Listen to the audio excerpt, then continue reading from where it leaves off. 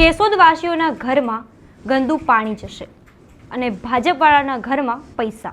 આ વાત અમે નહીં, પ્રવીણ રામે કરી છે. નમસ્કાર, હું છું મમલ. તો આવો સાંભળીએ વધુમાં પ્રવીણ રામ શું કહી રહ્યા છે. કરી અને એમને મૂકી દેશે અને અંદરથી જે ગાર કાઢશે માટી એ અહીંયા મૂકી દેશે સાઈડમાં.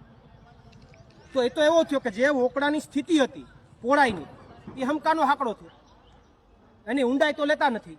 ઊંડાઈની મેં આગળ જે તે અધિકારી સાથે વાત કરી તો કે ઉપરનું લેવલ જોવું પડે એમ છે. હવે ભાજપનું જ લેવલ વહી ગયું છે. લેવલ કોનું જોવું આમાં? લેવલ જ નથી આવી તો ક્યાં. આને પોળો કરવાનો છે, ઊંડો કરવાનો છે, એ કાંઈ કરવાનો વિષય નથી.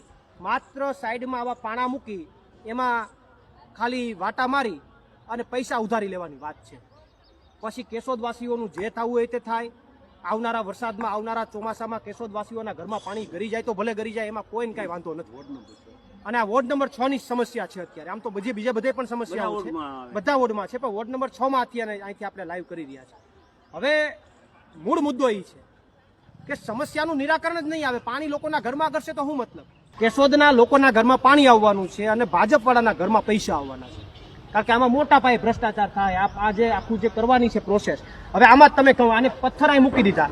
આવનારા ચોમાસામાં એક સાથે પ્રવાહ સાથે પાણી આવશે, માટી ધોવા હે એટલે આ તમામ પથ્થરો પાછા અંદર આવી જાય, વોકડામાં તણાઈ જાય આગળ.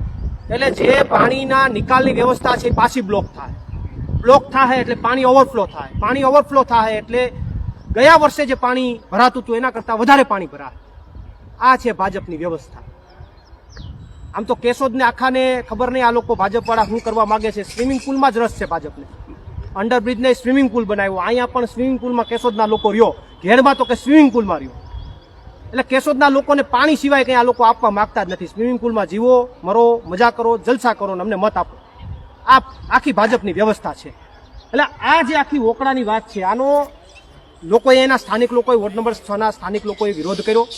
પ્રતિનિધિઓને કીધું, નગરપાલિકાના પ્રતિનિધિઓને કીધું, બધાએ કીધું જોઈએ છે, થઈ જશે, ચૂંટણી આવે છે એટલે અત્યારે કંઈ બોલાય એમ નથી. થઈ જશે, પણ કોનું થઈ જાય? ભાજપવાળાનું કે લોકોનું? એ કઈને નથી ગયા. આમાં ભાજપવાળાનું થઈ જાય તો અમને ખબર છે, એનું તો ગોઠવાઈ જાય બધાયનું. પણ જનતાનું શું એ કઈને નથી ગયા, એ જવાબ આપીને નથી ગયા. થઈ જાય એ તો અમને ખબર છે, થઈ જવાનું છે ભાજપવાળાનું, અધિકારીઓનું બધાનું. બાકી આવું કામ ન હોય. એટલે આમનું કાયમી નિરાકરણ કરવું હોય તો હું કલેક્ટરશ્રીને પણ લાઈવના માધ્યમથી કહેવા માંગુ છું, અહીંના અધિકારીઓને પણ લાઈવના માધ્યમથી કહેવા માંગુ છું અને કેશોદની જનતાને કહેવા માંગુ છું કે આવું જ બ્યુટિફિકેશન ને આ જ રીતે તમારા ઘરોમાં પાણી ભરાઈ જાય ને આ જ બધું હાલતું હોય તો પછી આવનારી નગરપાલિકા હમણાં મહિનાથી પછી આવે છે, જવાબ આપજો.